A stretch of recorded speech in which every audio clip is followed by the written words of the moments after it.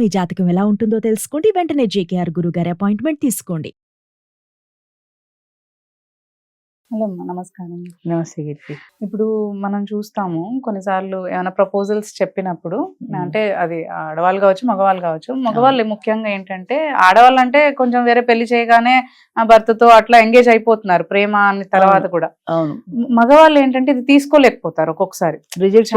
Reject చేసినప్పుడు ఒకసారి love relationship లో ఉండి వేరే సంబంధం కుదిర్చినప్పుడు ఆ అమ్మాయి వెళ్ళిపోయినప్పుడు, లేదంటే ఒకసారి ఏదైనా వాళ్ళు ప్రపోజల్ పెట్టినా కానీ రిజెక్ట్ చేసినప్పుడు వాళ్ళు చాలా హార్ట్ కి తీసేసుకుంటారు. కొంతమంది ఎలా అంటే మానసికంగా డిప్రెషన్ లోకి వెళ్ళిపోవడము, కెరియర్ పట్టించుకోకపోవడము, వాళ్ళ చుట్టుపక్కల ఏమున్నా అవి పట్టించుకోకుండా కొన్నిసార్లు ఏంటంటే డిప్రెషన్ లోకి వెళ్ళిపోయి సూసైడల్ అటెంప్ట్స్ చేసి సూసైడ్ చేసుకున్న వాళ్ళు కూడా ఉన్నారు. సో అలా కాకుండా అండ్ కొంతమంది ఇంకా ఆపోజిట్ రెబెల్ అవుతారు, అంటే ఆమెను ఏదో హర్ట్ చేయడము అలాంటివి కూడా ఉంటాయి. సో అలా కాకుండా ఒక రిజెక్షన్ వచ్చినప్పుడు ఆ మగాడు అసలు ఏం చెయ్యాలి అంటే, అది తీసుకొని దాన్ని తట్టుకొని ముందుకెళ్లే విధంగా ఆయన ఎలా మైండ్ సెట్ ప్రిపేర్ చేసుకోవాలి? ఇప్పుడు మనం చూస్తుంటాము జనరల్ గా, ఎవరైనా ఒక అమ్మాయికి ప్రపోజ్ చేశారనుకో, వాళ్ళిద్దరు ఇష్టపడ్డారు, లేదా ఆ అమ్మాయి వాడిని కాదండి, అమ్మాయి ఇష్టపడలా, వెంటనే మాకు మీటింగ్ కి రావడం మానేస్తాడు ఆయన. అంటే అది దాన్ని తట్టుకోలేకపోతున్నాడు అనమాట. ఆయన ఈగో హర్ట్ అయింది.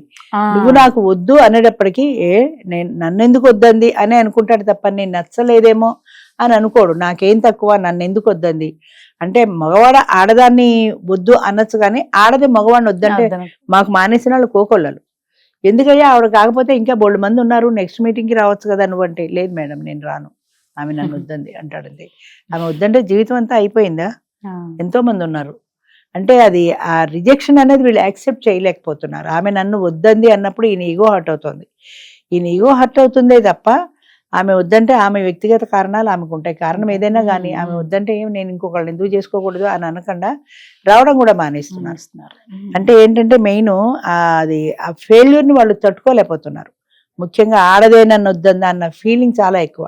అంటే మగవాడు ఆడదానికి వద్దు అనొచ్చు కానీ ఈయన అప్పటికి 3-4 వద్దనే వచ్చి ఉంటాడు, కానీ ఈమె వద్దంటే ఈయన యాక్సెప్ట్ చేయలేకపోతున్నాడు. దానికి కారణం ఏంటంటే ఆమె నన్ను వద్దంది అన్న అహంభావం, అహం దెబ్బతింటుంది వాడికి. ఆమె కారణాలు ఆమెకు ఉంటాయని అనుకోరు, ఆమె కూడా నన్ను వద్దంది, ఆమె ఎవరు వద్దనడానికి అనే అనుకుంటారు తప్ప ఇది ఎవరి కారణాలు వాళ్ళకు ఉంటాయనుకోరు. అంచేత మగవాళ్ళు కూడా అర్థం చేసుకోవాల్సింది ఏంటంటే, ఒకప్పుడు ఏదో మగవాడి ఇష్టం తప్ప ఆడదాని ఇష్టంతో సంబంధం లేదు ఒకప్పుడు. కానీ కాలం మారింది, మనుషులు మారారు, మనస్తత్వాలు మారాయి, ఆడవాళ్ళు కూడా ముందుకు వస్తున్నారు, వాళ్ళ ఇష్టాన్ని ధైర్యంగా ప్రకటిస్తున్నారు. అలా ప్రకటించినప్పుడు నన్ను వద్దంటుందేమో అనే భయం నీకెందుకు ఉండాలి? వద్దంటే వద్దంది, అది ఆమె ఇష్టం అని ఎందుకు అనుకోరు?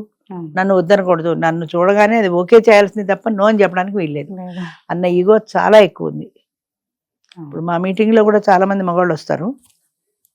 ఆడవాళ్ళని పరిచయం చేసుకున్న తర్వాత ఈయన ఎవరో నెంబర్ 44 టోకెన్ ఆవిడతో మాట్లాడతాను అంటాడు వచ్చి. ఆ 44 టోకెన్ ఆవిడ అసలు లేవని కూడా లేవదు. అంటే ఈయన స్టేజ్ దగ్గరికి వచ్చి నేను మాట్లాడతాను అనగానే ఈయన చూస్తుంది కదా, ఈయన నచ్చలేదు ఆవిడకి. నచ్చకపోతే ఇంకెళ్ళడం మాట్లాడడం ఎందుకు, దండగాని రాదు. నేనేమంటానంటే, అమ్మ వచ్చి పరిచయం చేసుకుని మాట్లాడి నాకు ఇష్టం లేదని చెప్పు, కనీసం మర్యాద కదా, పిలిచినప్పుడు రావాలి కదా అంటే అసలు లేవని కూడా లేవరు వాళ్ళు. అంటే అది నాకు నచ్చని వాడితో నేను మాట్లాడేది ఏంటి, ఎలాగూ చెప్పేదే కదా, మళ్ళీ వాడి మొహం మీద నేను చెప్పడం ఎందుకు అన్న భావన వాళ్ళది అయి ఉండొచ్చు. అది ఒకప్పుడు జరిగేది అలా. ఇప్పుడు లేటెస్ట్ ట్రెండ్ ఏంటంటే, లాస్ట్ మీటింగ్ నుంచి చూస్తున్నాము, ఆడవాళ్ళు ఇష్టపడి పలానా ఆయనతో మాట్లాడుతూ ఉంటే మగవాళ్ళు కూడా లేవటల్లా. అంటే ఈయనకి ఆవిడ నచ్చల. కారణం ఏదైనా కానీ మీకు మెయిన్ నచ్చడమే కాదు, మాకు కూడా మీరు నచ్చాలి అని. ఈయనకి ఏదో ఆవిడ అందమో చందమో, హైటో లావో సన్నమో తెలుపో నలుపో లేదా ఆవిడ చదువో ఏదో నచ్చలేదు. నచ్చక ఆవిడ 44 టోకెన్తో మాట్లాడతానంటే ఆయన కూడా ముందుకు రాడు. ఎవరు బాబు 44 అంటే అప్పుడు లేస్తాడు. ఏమయ్యా నువ్వు ఆవిడతో పిలుస్తుంది మాట్లాడచ్చు కదంటే, నాకు ఇంట్రెస్ట్ లేదు మేడం అని చెప్పేసి కూర్చుంటాడు. అంటే ఏంటనమాట, ఆడదానికి మగవాడు నచ్చట్లా, మగవాడికి ఆడది నచ్చట్లా. అలాగే ఇక్కడ కూడా ఏంటంటే, ఇప్పుడు ఆడది ఒకవేళ నచ్చలేదు అంటే వీళ్ళ ఈగో హర్ట్ అవుతుంది. ఇప్పుడు ఆడది కూడా చాలా మంది మగవాళ్ళని నచ్చలేదు అంటున్నారు. ఈగో హర్ట్ అవుతుంది తప్ప ఆవిడ కారణాలు ఆవిడకుంటే ఆవిడకి నచ్చపోవచ్చు అని అనుకోలేకపోతున్నారు. అది యాక్సెప్ట్ చేయగలగాలి, ఆ మన మనసు కూడా యాక్సెప్ట్ చేయగలగాలి. అంటే ఫెయిల్యూర్ని ఇప్పుడు 10th క్లాసెస్ వాడు సూసైడ్ చేసుకుంటాడు, ప్రేమ ఫెయిల్ అయిన వాడు సూసైడ్ చేసుకుంటాడు, ఉద్యోగం దొరకలేదన్న డిప్రెషన్తో సూసైడ్ చేసుకుంటారు. వీళ్ళందరికీ సూసైడ్ ఒకటే మార్గం కాదు కదా. After all 10th class fail అయిపోతే జీవితమే పోలే కదా, ఇంకోసారి గట్టుకు పాస్ అవ్వచ్చు కదా అని అనుకోడు. ఆ క్షణంలో ఆ మూమెంట్లో వాడికి అనిపించదు ఏదో 10th క్లాస్ ఫెయిల్ అయిపోయా ఎందుకు నా జీవితం అనో, లేదా పేరెంట్స్ తిడతారన్న భయమో వాడిని సూసైడ్కి దారితీస్తుంది తప్ప. అంటే చిన్న చిన్న ఫెయిల్యూర్స్తో జీవితాన్ని నాశనం చేసుకుంటారు. కానీ జీవితంలో ఇది ఒకటే కాదు, ఇంకా చాలా ఉన్నాయి జీవితంలో. నేను ఓడిపోయాను కరెక్టే, ఇంకొకసారి ప్రయత్నం చేసి నగ్గచ్చు కదా, ఇంకొకసారి 10th క్లాస్ కట్టుకోవచ్చు కదా అన్న ఆలోచన రావటం. అంటే ఫెయిల్యూర్ని యాక్సెప్ట్ చేయలేకపోతున్నారు. మెయిన్ ఎక్కడొస్తుందంటే ఏ చిన్న విషయంలో అయినా సరే ఫెయిల్యూర్ని యాక్సెప్ట్ చేయలేకపోతున్నారు. అయితే చిన్నప్పుడు ఎక్కడో చదువుకున్నాం, గజని 18 సార్లు ఓడిపోయి 19వ సారి నెగ్గాడు, 17 సార్లు ఓడిపోయి గజని మహమ్మద్ 18వ సారి నెగ్గాడు. 17 సార్లు యుద్ధానికి వెళ్ళినా ఓడిపోయినా ఆయన ప్రయత్నం మానలా, చివరికి 18వ సారి నెగ్గాడు.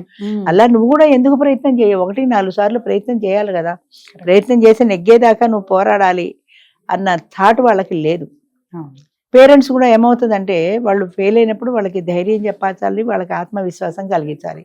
ఎదవా నువ్వు పాస్ అవ్వలేదని ఇంకో 4 తిడతారు, లేదా చదువు మానేసి ఏ డ్రైవర్గానే వెళ్ళని తిడతారు తప్ప నువ్వు సాధించగలవు, ఈసారి ఏదో బ్యాడ్ లక్ అయిపోయింది ఇంకోసారి ప్రయత్నం చేయి, నువ్వు పాస్ అవుతావని వాళ్ళలో కాన్ఫిడెన్స్ని డెవలప్ చేయాలి.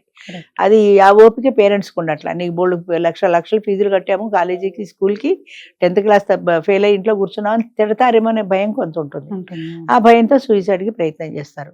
మెయిన్లీ ఏంటంటే వీళ్ళలో వాళ్ళ కాన్ఫిడెన్స్ లోపించటం, చిన్న చిన్న ఓటమిలను కూడా భరించలేకపోవటం. అది సైకాలజిస్టులు కూడా చెప్తుంటారు, చిన్న చిన్న ఓటమిని భరించలేకపోవడం. లవ్ ఫెయిల్యూర్ అయితే చచ్చిపోతారు, దేశంలో ఇదొకతే ఉందా, ఎంతమంది లేరు, ఇంకొకళ్ళని చూసుకోవచ్చు కదా అని అనిపించదు ఆ క్షణంలో. అది నన్ను వద్దంది ఎందుకు నాకు ఈ జీవితం చచ్చిపోతాను.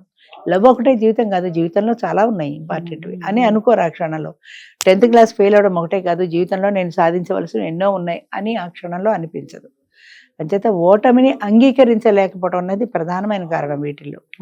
అది యాక్సెప్ట్ చేయగలిగితే నేను ఈ ఓటమిని నేను విజయంగా సాధిస్తాను అని పట్టుదల పడితే అదే ఏ ఓటమి అయితే వచ్చిందో దాన్నే సక్సెస్ చేసుకోగలరు వాళ్ళు. కానీ అంత కాన్ఫిడెన్స్ మనిషికి లేకపోవటం అన్నది ఫెయిల్యూర్కి ప్రధానమైన కారణం. దాన్ని యాక్సెప్ట్ చేయగలగాలి, పట్టుదలతో అదే పరీక్ష లాంటివి అయితే సాధించగలగాలి. అమ్మాయి విషయంలో ప్రేమ ఫెయిల్ అయింది అనుకో, ఈ ప్రేమ ఒకటే కాదు కదా జీవితంలో, అమ్మ ప్రేమ ఉంది, చెల్లి ప్రేమ ఉంది, స్నేహితుల ప్రేమ ఉంది, బాధ్యతలు ఉన్నాయి. ఇన్ని ప్రేమల్ని ఆఫ్టర్ ఆల్ ఒక్క ప్రేమ కోసమని నేను ఎందుకు త్యాగం చేయాలి అనుకోరు, ఊరే వేసుకుంటారు అంతే. ఒక దాన్ని నా చావుకి ఇదే కారణం ఏదో రాసేస్తారు, చచ్చిపోతారు అంతే. కానీ నిన్ను కని పెంచి 20 ఏళ్ళు కని పెంచిన తల్లిదండ్రులు వాళ్ళకి ఎంత బాధాకరం అది. ఆఫ్టర్ ఆల్ ఎదవ ప్రేమ కోసం చచ్చిపోయావు నువ్వు అని ఒక్కసారి వెనక్కి తిరిగి ఆలోచించుకోరు కదా. ఆవేశం ఆలోచనని రానివ్వదు. అంచేత ఇలాంటి నష్టాలు అనేవి వాళ్ళకి సెల్ఫ్ కాన్ఫిడెన్స్ ఉండాలి. ఒకవేళ ఓడిపోతే జీవితం అయిపోలా, మళ్ళీ ఇంకొకసారి సాధిద్దాం అని అనుకోగలగాలి. కానీ ఈ ఓటమే జీవితము, ఇదే శాశ్వతము అని అనుకుంటే ఎప్పటికైనా అలాగే నష్టపోతారు. రిజెక్ట్ చేసినా కానీ మీరు అన్నట్టు కాన్ఫిడెన్స్ తో అంటే నేను బతికి చూపించాలి వాళ్ళకి అంతే. అది ఏ విషయంలో అయితే ఫెయిల్ అయ్యావో ఆ విషయంలో నువ్వు బ్రతికి చూపించు, నువ్వు సాధించి చూపించు. ఇప్పుడు అమ్మాయి కాదండి, దానికంటే అందమైన వాళ్ళని దానికంటే ఉన్న వాళ్ళని నేను చేసుకుని చూపిస్తా అని ఎందుకు ఛాలెంజ్ చేసుకోవు నిన్ను నువ్వు? అలా మైండ్ నువ్వు కాదంటే నా జీవితం అయిపోలేదు అని ఎందుకు ఛాలెంజ్ చేసుకోవద్దు? ఏదో సినిమాలో చూపిస్తాడు వాడు కాదంటే అది ఇంకోటిని పెళ్లి చేసుకుంటుంది, ఆ తర్వాత వీడి జీవితం అంతా స్పాయిల్ అయిపోతుంది. అప్పుడు అది తారస్థాయిలో ఉంది, వీడు ఫెయిల్ అయిపోయాడు. అప్పుడు అనిపించింది అయ్యో అమ్మాయిని పెళ్లి చేసుకుంటే బాగుంటుంది కదా అని అప్పుడు అనిపించింది వాడికి. కానీ ఆల్రెడీ దానికి పెళ్లి అయిపోయింది, మంచి స్థాయిలోకి వెళ్ళిపోయింది. అంచేత కాన్ఫిడెన్స్ అనేది ఉండాలి జీవితంలో. ఎప్పుడు కూడా వాళ్ళ కాన్ఫిడెన్స్ని వాళ్ళు కోల్పోకూడదు. ఆత్మవిశ్వాసం ఉండాలి, ధైర్యం ఉండాలి. ఒకరు చెప్పిన మాటకి మనం ఈల్డ్ అయిపోకూడదు. వాళ్ళు బాగాలేదంటే బాగాలేదు, బాగుందంటే బాగుంది అని ఒకళ్ళ మీద డిపెండ్ కాకూడదు. మన ఆలోచన మనకు ఉండాలి. మనం నిలబడాలి అంటే నిలబడాలి, అంతేగాని ఎవరో ఏదో అన్నారు అని మనం కుంగిపోకూడదు. అలా కుంగిపోతే ఇంకా దిగజారుడు ధనమే అవుతుంది అది. Thank you. ఓకే.